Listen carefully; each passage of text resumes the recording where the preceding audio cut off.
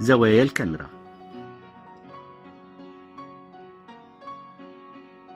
زاوية الكاميرا الأفقية، وهي الزاوية التي تكون في مستوى أفقي وبنفس الارتفاع للشخصية، وتدور حولها في مدار أفقي من 0 درجة إلى 360 درجة، سواء مع عقارب الساعة أو عكسها. فكل زاوية أفقية لها مغزى ورؤية لدى المخرج تتماشى مع السياق الدرامي للأحداث.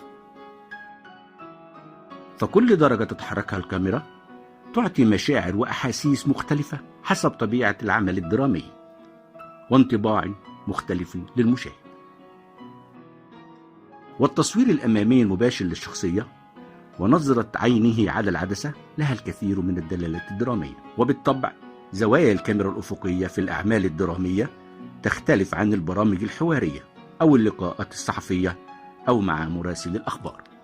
زاوية الكاميرا الرأسية.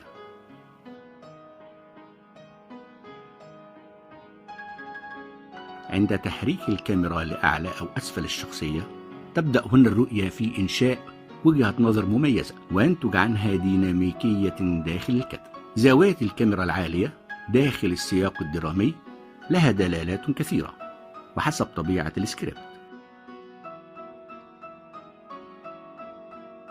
زاوية الكاميرا المنخفضة تولد الشعور لدى المشاهد لرؤية الشخصية المصورة بوجهة نظر تختلف عن الزاوية العالية.